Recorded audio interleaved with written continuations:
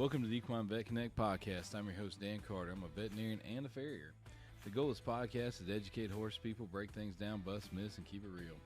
Speaking of breaking things down, here's my legal disclaimer to keep my attorney and insurance company happy. While I am a vet, I may not be your vet. Contact them before trying anything you hear on this podcast. Remember, just because you watched it on YouTube or heard it on a podcast does not mean you can do it. Please use common sense. Welcome back to the Equine Vet Connect podcast here at Countryside Equine Hospital. Got Dr. Caitlyn McCaulley with me here today. Mm-hmm. Good morning. Good morning. How are you? Good. How are you? Good. At one point, did I start saying I'm your host? You know, I feel like I want to be like Alex Trebek, like I'm your host. I mean, you are the host. So I should probably start doing that. Yeah. Maybe next time. Yeah. I just don't know. I just always feel it's kind of our podcast, but never really thought about me being the host. You are the host. You are the captain of the ship. Oh, Lord. Well, that's good. All right.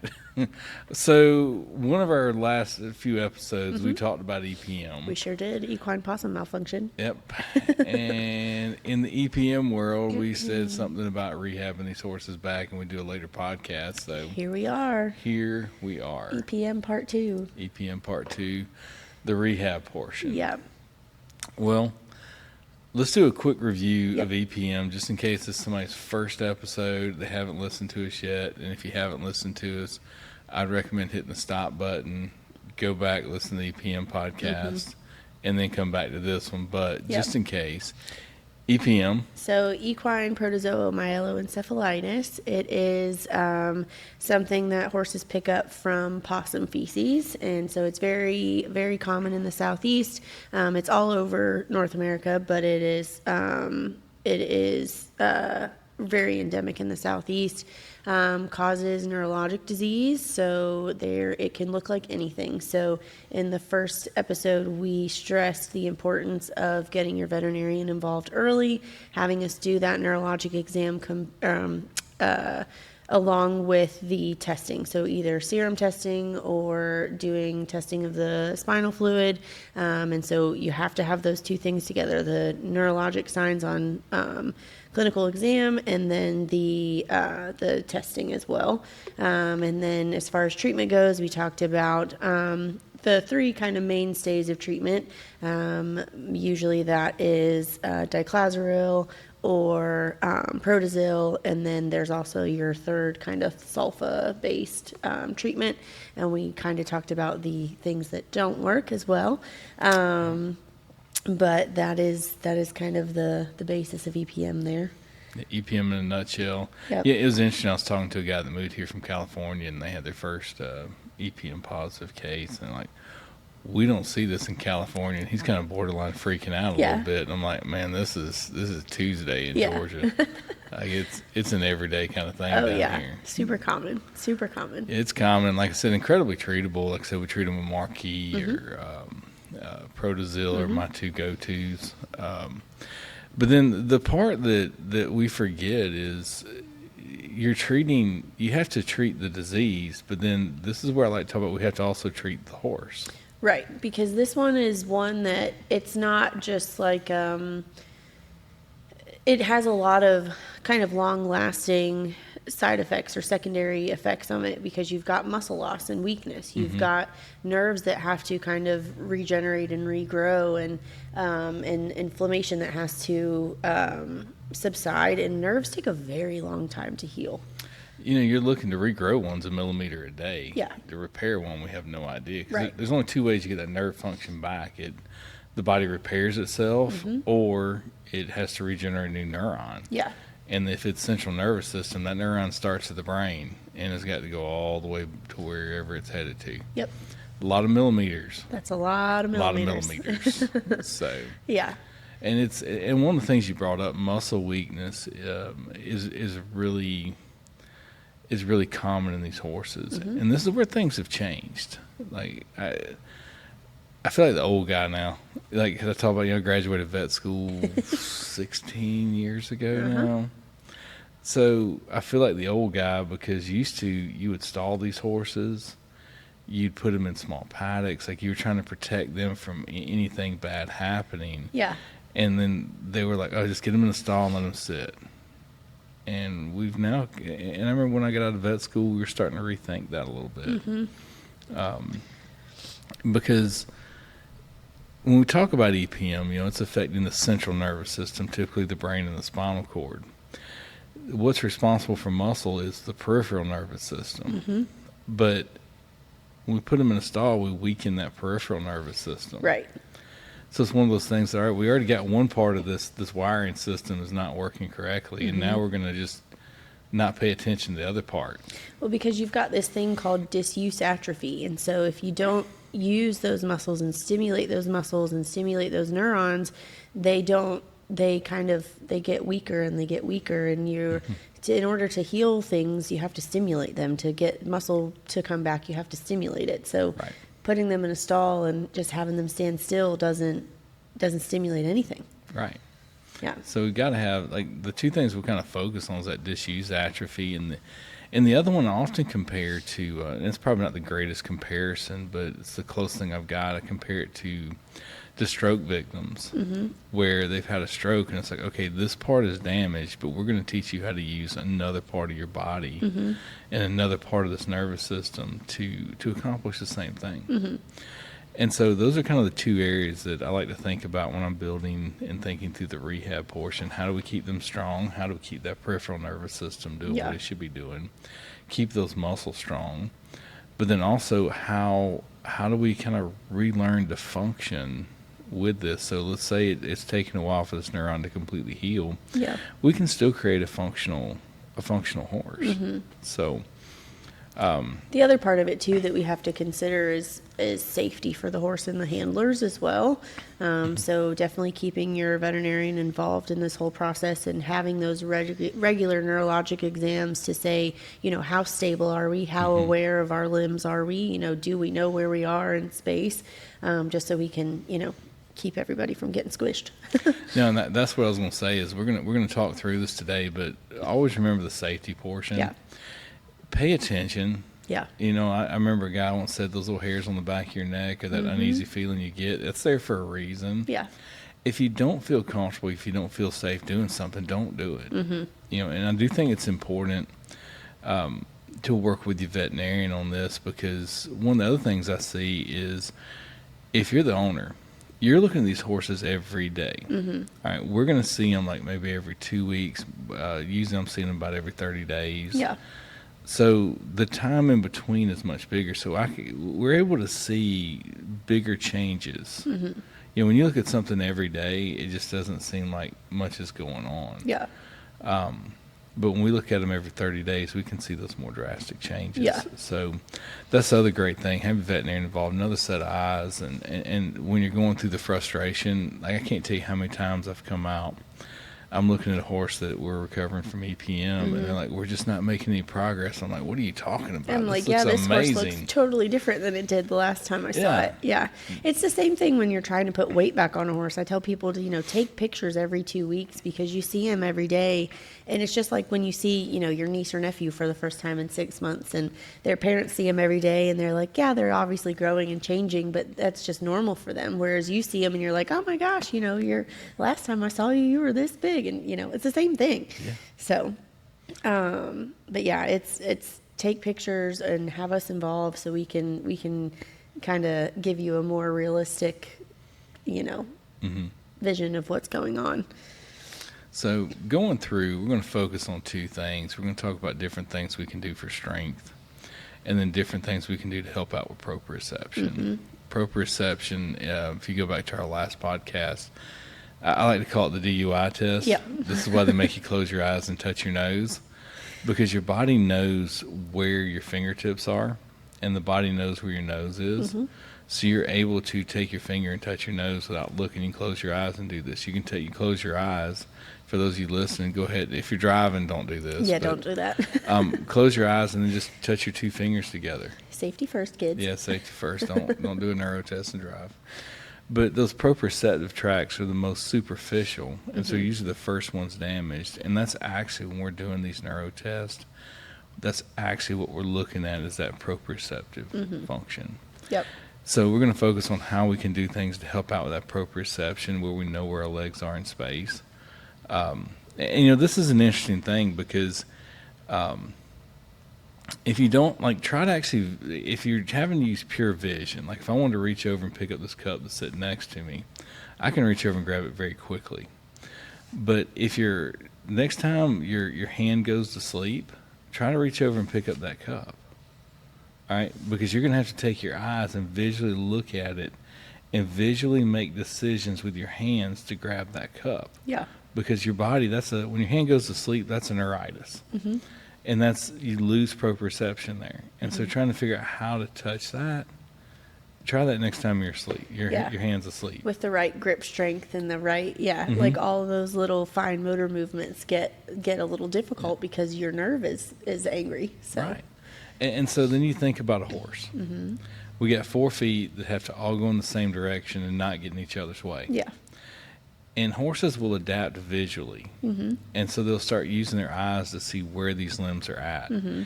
The problem is they have to go through a conscious decision of, all right, I see my foot. It's coming forward. I need to put it down, send a signal, put foot down. All right, we put foot down. Okay, now I need to move this other one. And that's a whole lot of decision making. Yeah. Whereas if our proprioception's working like it should, we just walk. Yeah, they don't even think about it. No, because the other feet are telling us where the ground is. Mm-hmm. We know exactly where it is. Mm-hmm.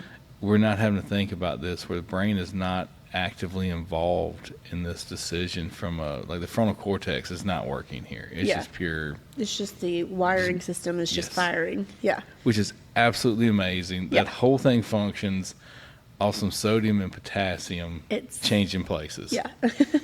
So we won't get into that. I'll over nerd and quick. I'm always blown away. Sodium and potassium swap spots. Yeah. And things happen. And the nerve works. Yeah. We know where our feet are. Yeah, and it just hops on down the line. It's crazy. Anyway. Yeah. Myelin sheaths and all the things. It's so cool. It is cool. I'm sorry. I love this job.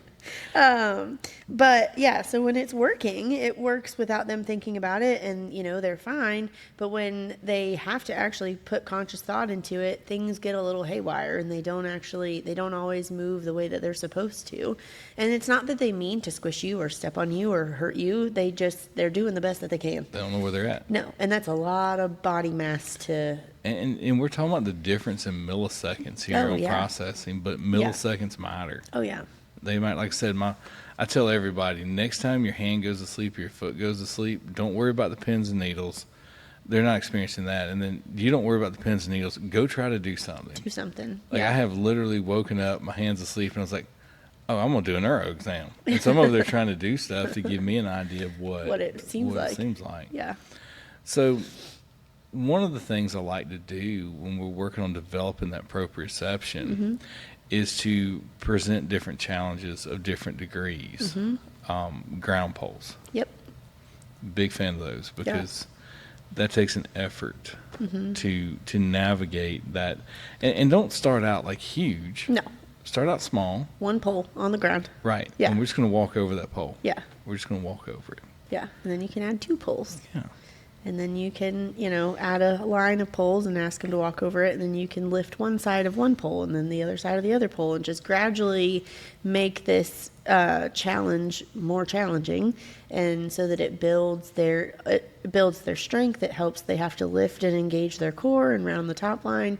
They have to be aware of where their legs are in space because they don't like to whack their feet on the poles. Right. So, you're just teaching them to kind of reuse their body and basically refire those synapses and make those neurons, stimulate them again so that they start to function better. Or you're rewiring new pathways. Mm-hmm. So. And a lot of this I do to walk. Mm-hmm.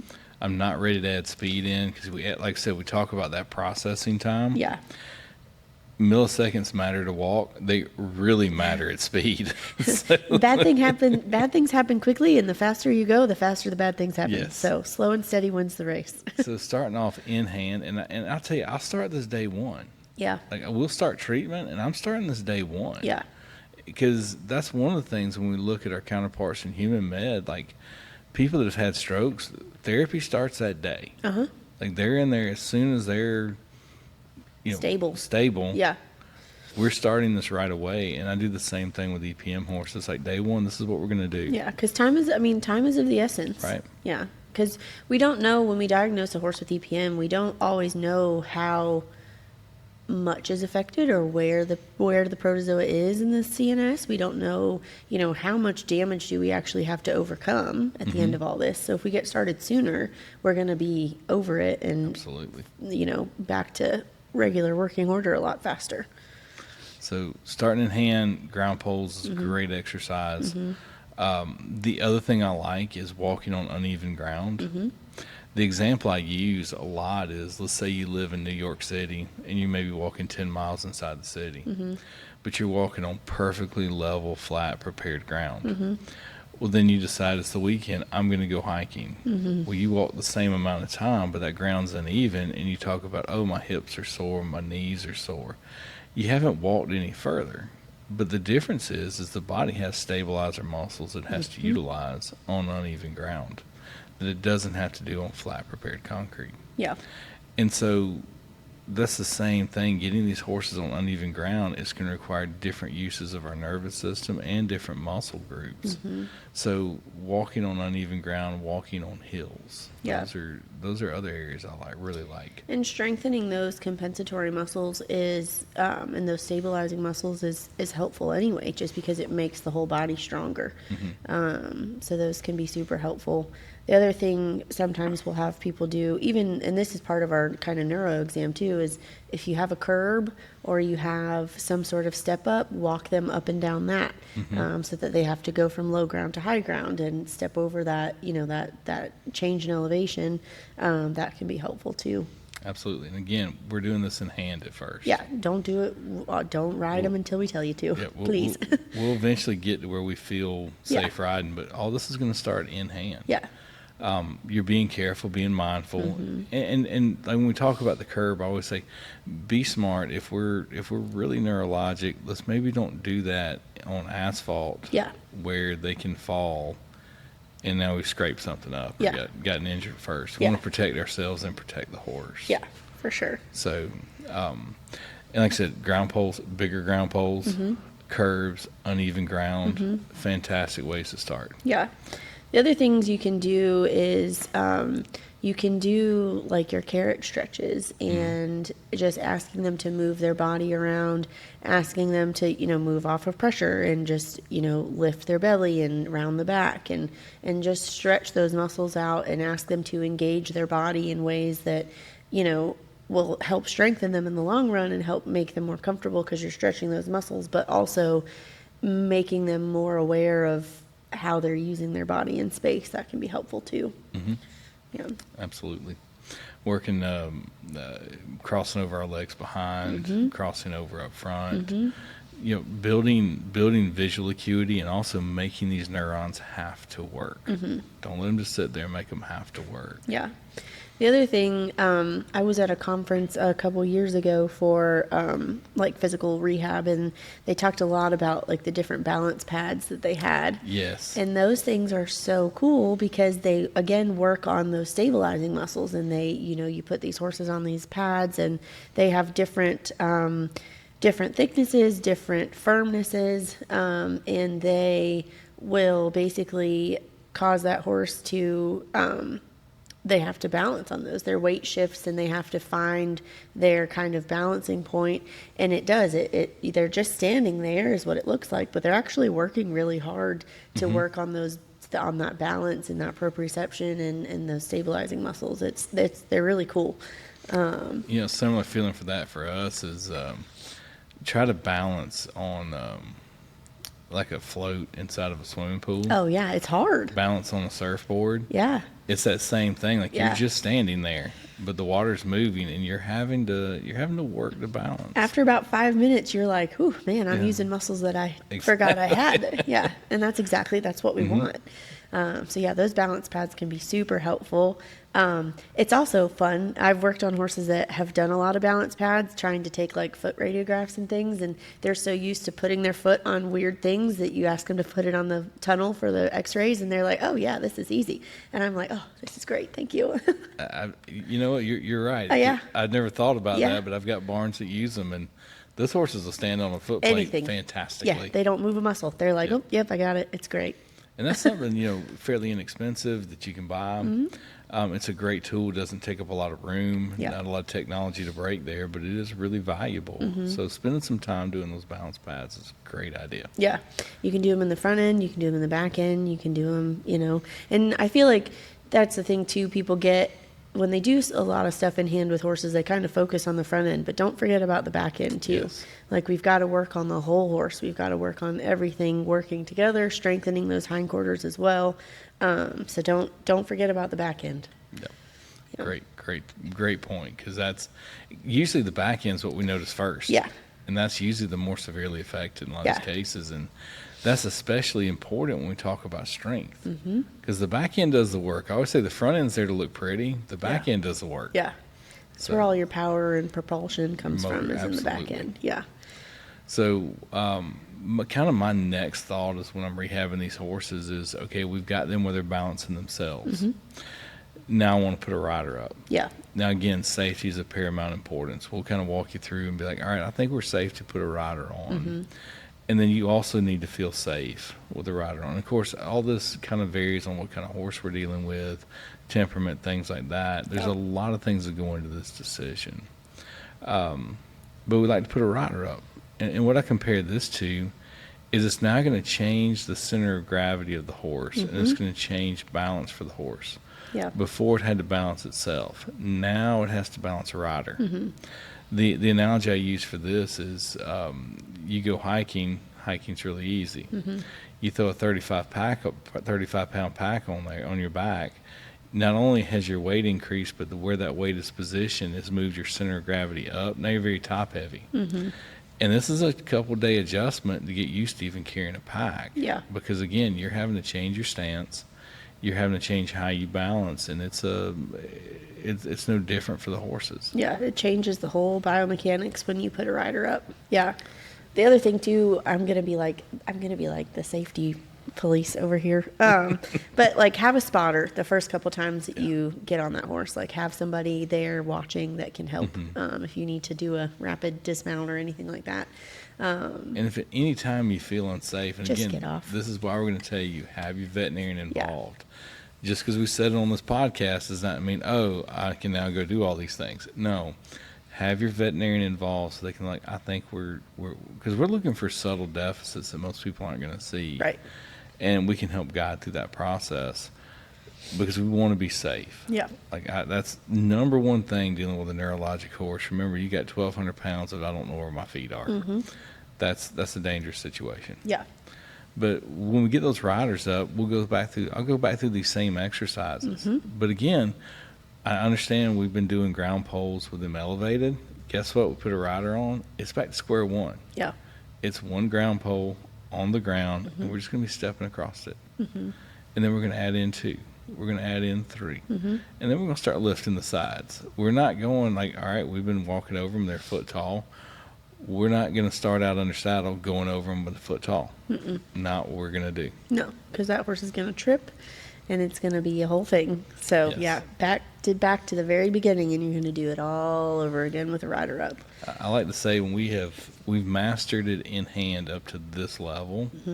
Now we're going to add a rider in, go back down where we started, and then work through it. And this is where I really love trail rides. Yeah. Trail rides, I don't think people understand the value that comes from them. That even if you don't have a neurologic horse, Oh yeah. getting them out on uneven footing, not perfectly prepared. Yep. This is huge for proprioception. We were literally just talking about this in the truck yesterday. I was like, some of the best dressage riders, they take their horses out and they hack them and they take them Yes. on trail rides, because just the varied terrain, having to pay attention to where their feet are, having to use those stabilizer muscles like that, in the varied terrain, that strengthens tendons, ligaments, muscles. It fires those neurons. That makes that horse so much stronger and so much more apt to do a better job in the ring and just safer. I mean, Absolutely. And there's no thought involved for the person. You just Right. get to go out and enjoy nature. Yeah. But you're giving your horse a heck of a workout. Yes. Yeah. And like I said, working that uneven ground, because you don't think about that little elevation when your foot hits the ground and your foot kind of just leans a little bit. Or it kind of shifts on a rock or something. Right. Like that's all, those minute movements are all making those neurons work. It's making the body work harder. It is. There's no thought involved, but That's that magic of proprioception. It feels that uneven footing, feels that twist, and the entire body, all 4 legs and the whole body adjust to having that one uneven step. sodium and potassium. Amazing. It's crazy. So getting a rider up, Yep. start working through those exercises. Yep. And go back to ground zero again. You can still do your in-hand stuff that's a little more advanced. Maybe start with a warm-up in hand, then saddle up, and then start going back down the lowers. Yeah. And we're going to work through that.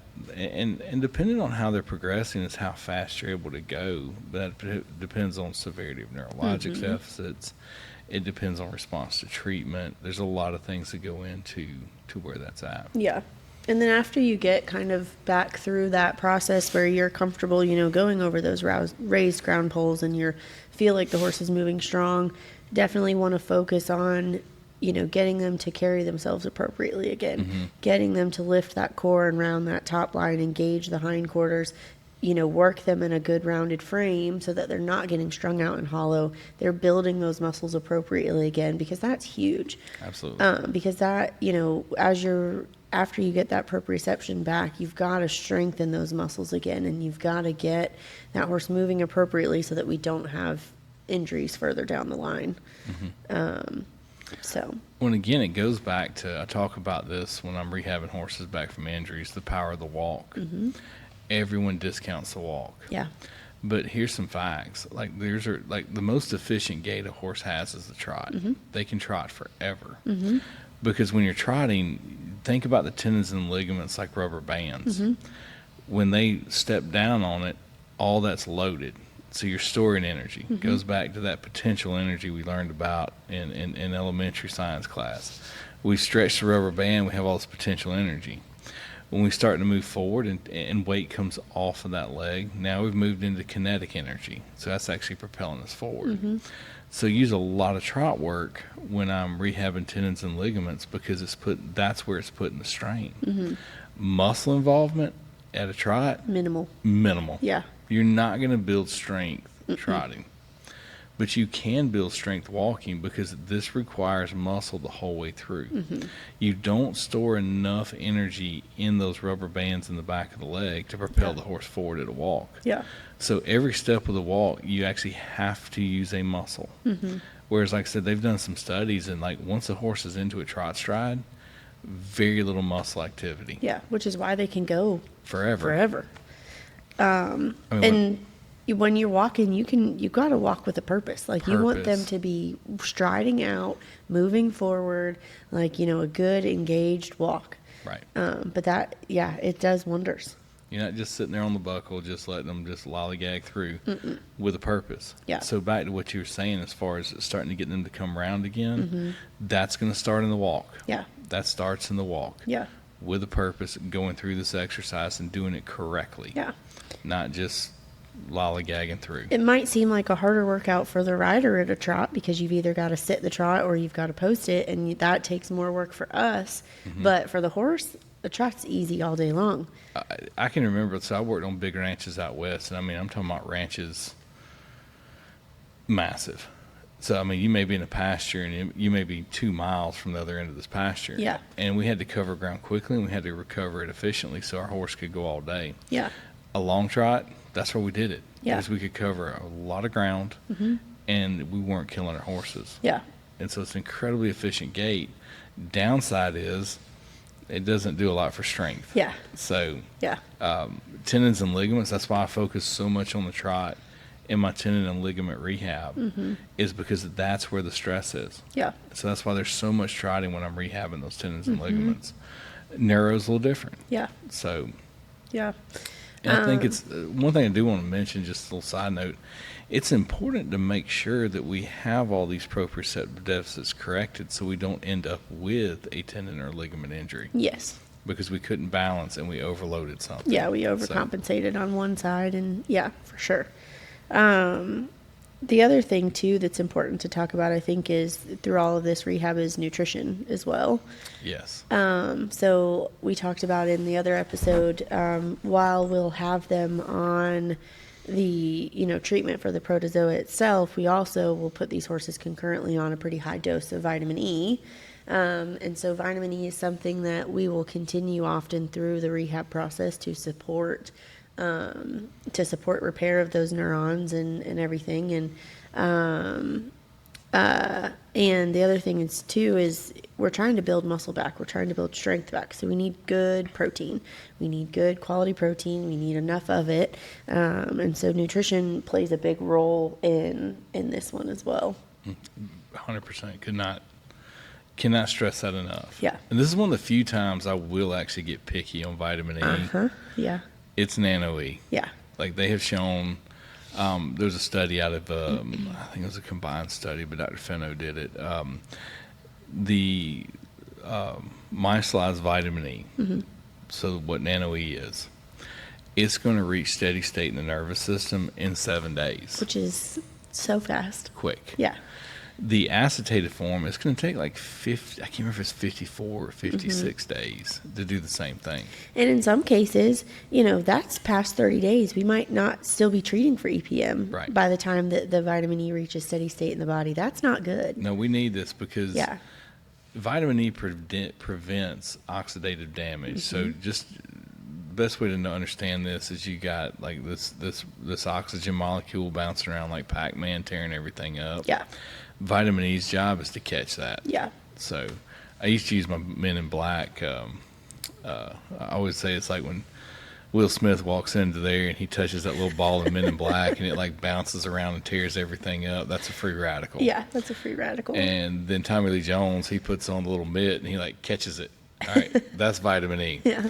And for our younger listeners that haven't watched Men in Black, your parents have failed you. Yeah, and you need to go watch it. You need to go watch it just so you can understand what vitamin E does. So they need to show that clip in vet school. I think it would help everybody understand a little better. That's the way my little brain understands it. Like I never forget. I was like, oh, that's that little ball of Men in Black. Okay, reactive oxygen. I got it.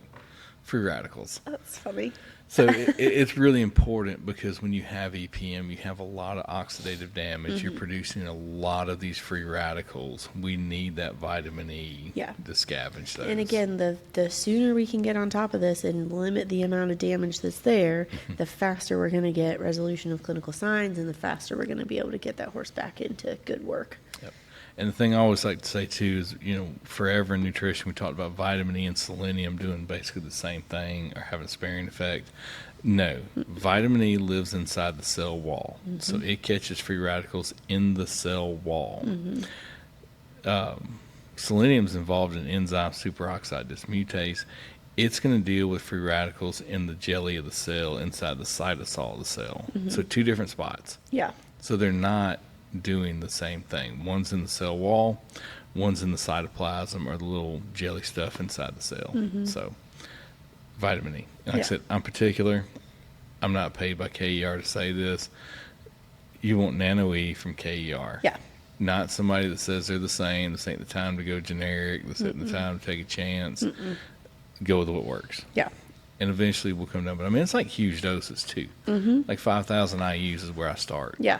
So it's a lot. But it's very important. There's in everything we do in this case, always, there's a reason why we are recommending the things we are. It's not just willy-nilly like, oh, I like this brand. No, there's a reason. Yes. Yeah. We need this. Yeah. And so, and again, you brought up a great point. That's also going to help us with our muscle development as we go through. We know that vitamin E is incredibly important for muscle development. Again, because of the same thing, the free radicals that are produced in these muscles. Yeah. We need that vitamin E on board. Good news, if it's meeting the demands of the central nervous system, it's meeting the demands of the muscle. Yeah. So, very important. Yeah. So, we've got a rider up. We've gone through our exercises at a walk. We're rechecking these horses. Everything looks good. Now we're going to start to add speed with the rider. This is also where it's very important before we add speed is to communicate with your veterinarian as the rider. How do they feel? Right. And you don't have to get like say, oh, has trouble placing this foot, that foot. No. What I need is, do you feel comfortable on this horse? Do you feel balanced? Do you Yes. feel, stable? And you will know if you don't. Yes. Something's just not right. Yeah. And we need that feedback. I don't need, has trouble with placing the left hind foot, or I can doesn't tell come that. through. Yeah, we got that. Yeah, we got that part. I need to know, what does your gut tell you? Yeah. When you're on this horse, you're like, oh yeah, he feels good. I feel safe. Yeah. That's what I need. Cool. Yeah. Great. We So, can move forward. Yeah. Because you will feel subtle differences when you're up top that the horse can compensate for, that we might not be able to pick up as easily on the ground, but you can feel it a lot easier on the horse. So yeah, we just need to have that conversation of like, yay or nay. Like, do you feel good or not? Yeah. Yeah. Does this feel safe? Yeah. All right, feels safe. Yeah.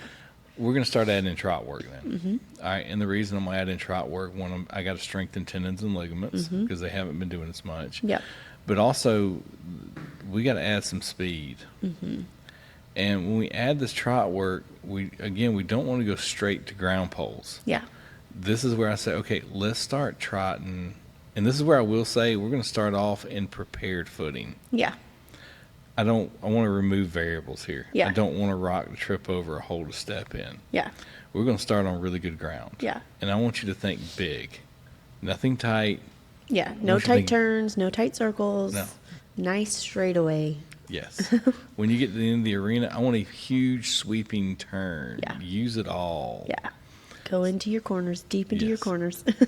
Big round turns. Yeah. Life is good here. Yeah.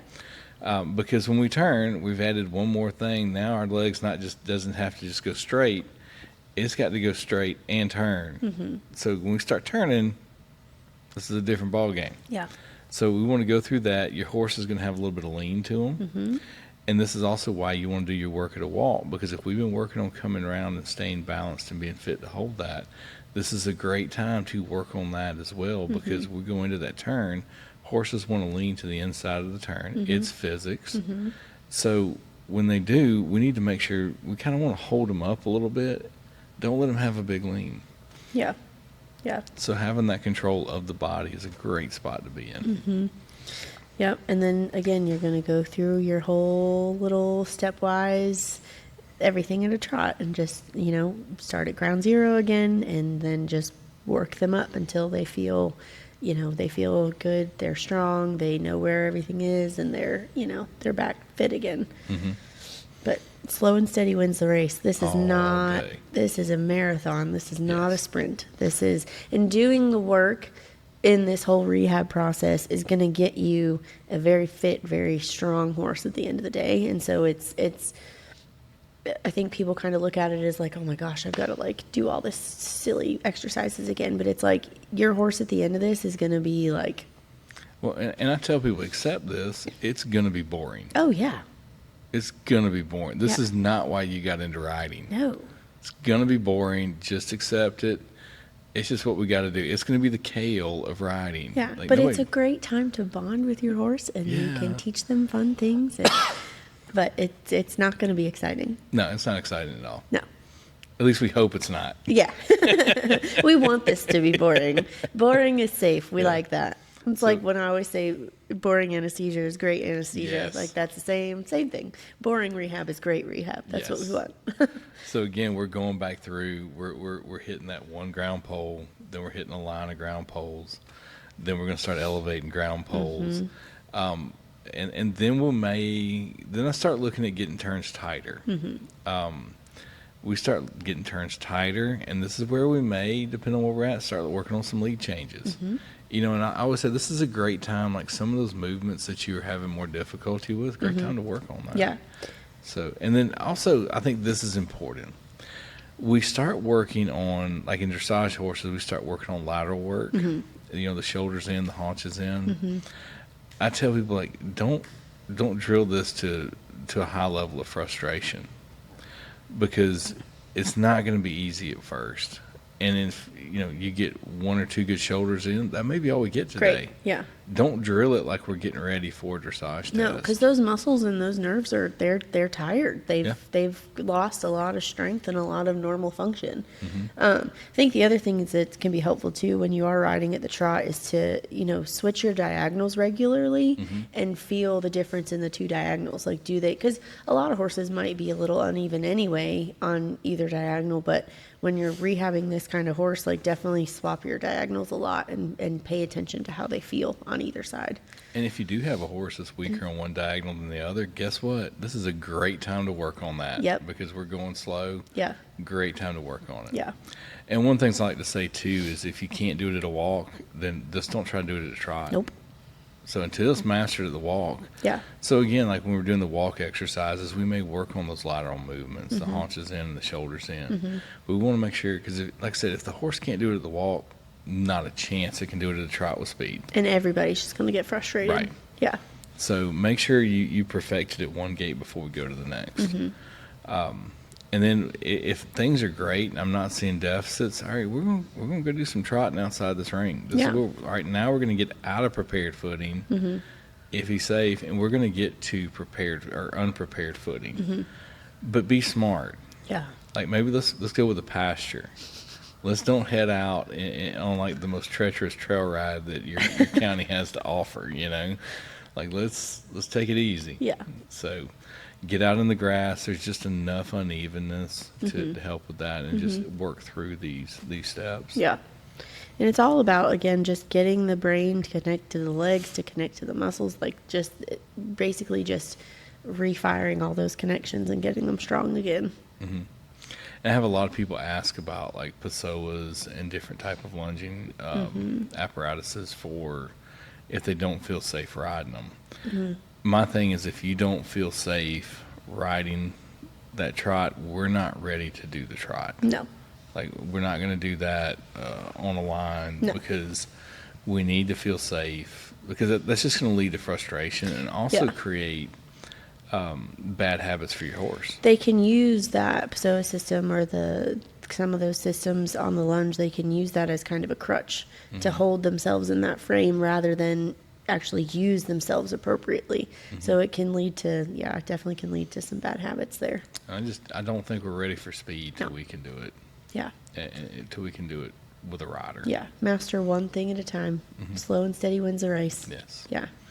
And the other thing, and we're probably going to get comments on this, but that's okay. I'm a firm believer dressage is the foundation of all riding. As it should be, yes. It is the true foundation. Yes. And it's just kind of cool. I mean, this is what the knights did to go into battle. Yeah. I mean, this is like some hardened like warriors. Like, oh, yeah. This is what we did. Well, that's the thing. Like, if you want to have a better jumping round or you want to have a better barrel pattern, work on your flat work. Yes. Like, do some dressage. Like, work on your dang flat work. That's where it comes from. Yeah, and if you have no idea about dressage, find a dressage, somebody that rides. You don't need to do some high-level pre-St. George stuff. No. But just the basics, like first, second level. Yeah. Find a friend, find a trainer. Have them work through with you on some of this dressage work as you're doing this rehab. And because I was looking at my my rehab protocol one day for neuro horses and even some of my horses for lameness. I was like, man, this looks awful lot like the levels of dressage here. And I say that because we're fixing to talk about doing canter. Yeah. Which is kind of third level dressage work. And so it kind of all fits really well. Because what dressage is teaching classical movements. It's teaching the horse how to use themselves appropriately so they can be strong and they can be straight and they can have a strong core. Like that's the whole premise of it. And so that they could carry a knight into battle with, 200 pounds of armor on. Like, that horse had to be strong. And had to be able to do it effortlessly because this guy's, not only has he got to ride the horse, but he's got to wield a sword or a spear. He's leaning off the side. And, that horse has got to be strong. Yes. Yeah. So that's a great tool if you're having questions about it. Find somebody that does dressage in your area and start working with them. Yeah, I feel like the dressage queens get a bad rap, but it's actually really important. It is. Again, it's kind of like kale, but it's important. It's important. It's very important. Like I said, the people that, are successful in their disciplines spend more time on flat work and classical movements than they ever do on jumping or running the pattern, or like that is the meat and potatoes of what makes them good at what they do. When it's interesting, some of the people have come in, even in the barrel horse world, that dressage, like you find out, like, because you watch them run, it's like you run different. You find out, oh, I actually started riding English, I rode dressage, and then I got into barrels. Yeah. Or I got into roping. Yeah. And they put those same movements on their horses. So Yeah. it's a great thing because, when we talk about the canter, loping, life needs to be perfect from a neuro perspective before we introduce this. Yeah. We're adding a lot of speed and adding a lot of motor control. Yeah. We need to be perfect. Yeah.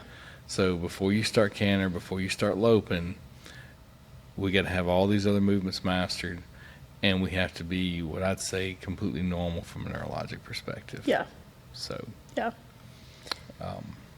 Because it's a complicated, the canter is a bit of a complicated maneuver for the horse to do. Yes. And especially when you ask them to turn and you ask them to, do things at speed, like they have got to be firing on literally all cylinders to do that appropriately and safely. Milliseconds really matter. Yeah. We do not need these legs getting tangled up. No.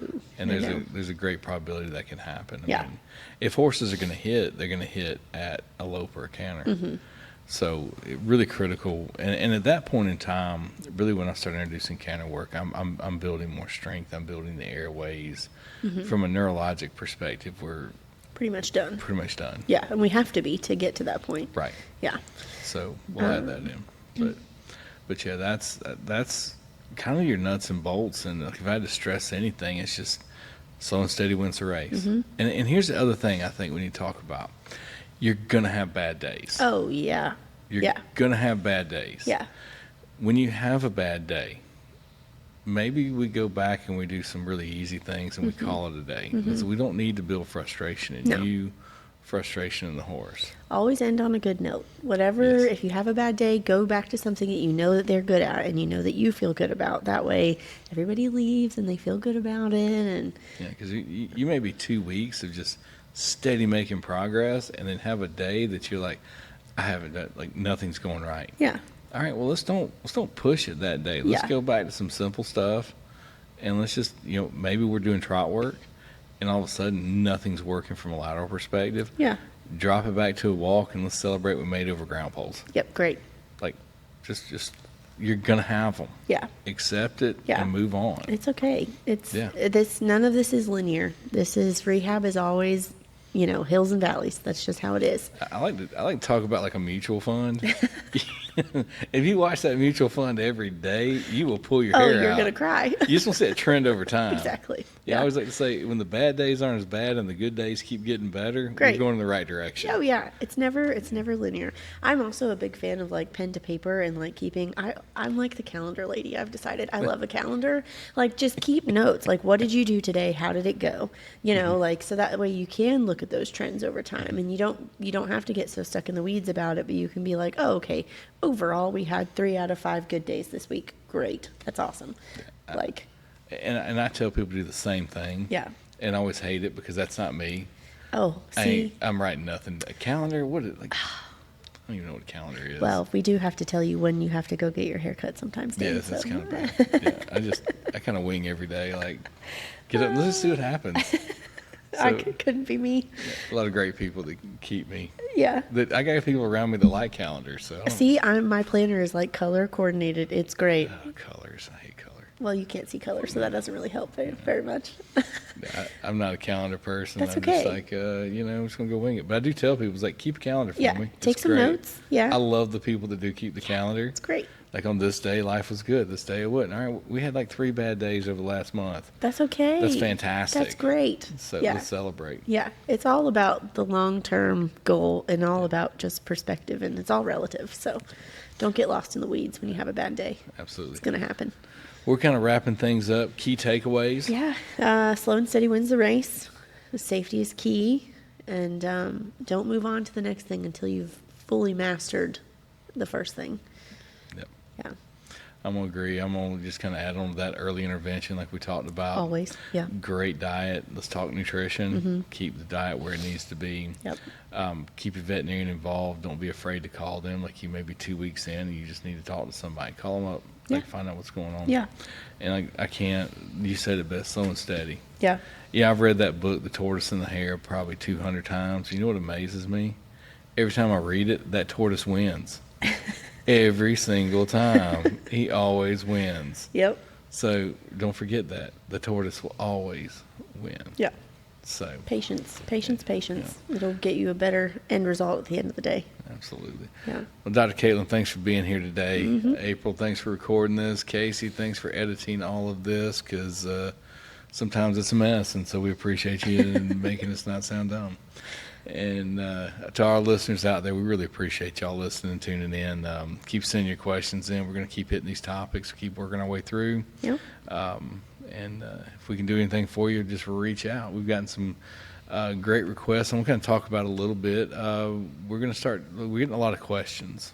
Mm-hmm. So one of the things we're going to try to do is do some really short videos to respond to those that'll be hooked to these podcasts. So we've actually got, so on those little short videos we're doing, you actually just did one on EPM that'll be hooked to the podcast. So we did. when you send questions, it's just a lot easier for us to record something. And I feel like I'm better at the spoken word than the written. So we're going to try to get those questions answered. And there's some kind of magic where they can hook them, post them. I don't know. It's somehow above my they're pay grade. hooked up to like the video somehow. Yeah. But they'll be linked in that way. If there is a question that comes in, like I had the question about people doing yearly treatments for EPM. And so we touched about that on the podcast, but it was a pretty good direct question. So I just addressed it real quick, and then we just linked it to the podcast video and just made it easy for everybody to find. So we'll continue to try to do that because you guys do send in some really good questions. So if you're having trouble finding that, find your local 16 to 17-year-old, and they will know exactly how to find it. So that's where I'm at in life. Yeah. That's my IT group. Well, thanks everybody for tuning in, and we'll see y'all next week. Take care. Have a good day.